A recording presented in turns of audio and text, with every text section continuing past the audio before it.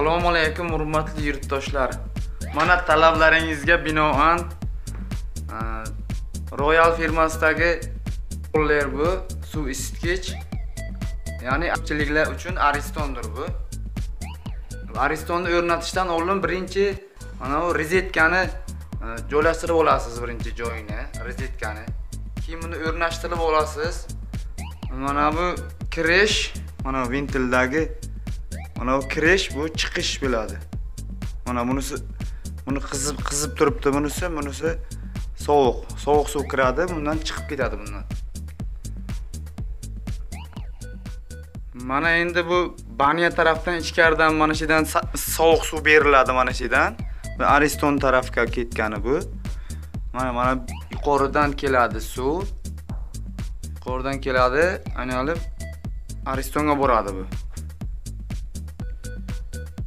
Mana bu turba banyani ichidan chiqqani bu mana yuqoridagi keladi motorchaga mana. Motorchaga keladi. Motorchadan to'g'ri bochkadan mana. Bochkadan olyapti. Bu 1 tonnalik bochka bu. Shuni o'rab qo'yamiz muzlamasligi uchun. Mana motorchani ikki xilini qo'ysangiz ham bo'ladi. Bu motorcha ham ichida press kontroli bor. Mana bosim hosil qilib keyin ventilni ochganingizda pastda riski bu ishlab ketadi. Hozir agar pastdan o'zi ochinglar desam ochishadi. Keyin risk ishlab ketadi. Ochgandan keyin bu risk avtomatik ishlab ketadi. Mana bu rozetkaga ulangan bu ham mana bunday. Ulangan, mana qo'yilgan.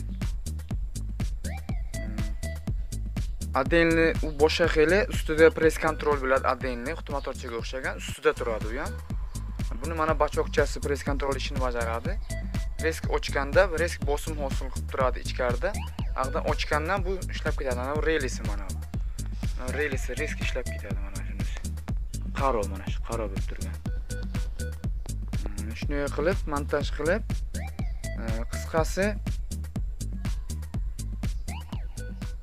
birinchi navbatda 1 tonnalik yoki 400 litrlik bochka kerak bo'ladi. Agar banyaga ham ulamoqchi bo'lsangiz 1 tonnalik normalni bo'ladi. Birinchi navbatda bochka, press control motorchasi bilan yo motorchalik press control yo press control o'zida bor motorcha olasizlar. Ikkinchisi. Keyin mana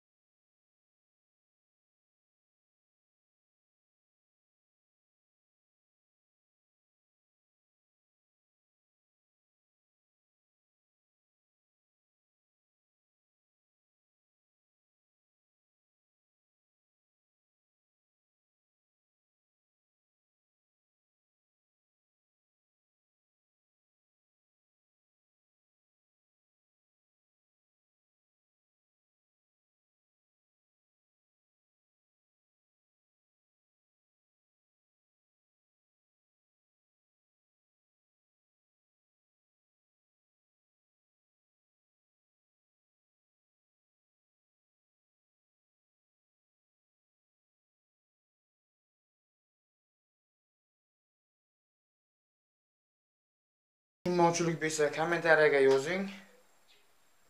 Men javob berishga harakat qilaman.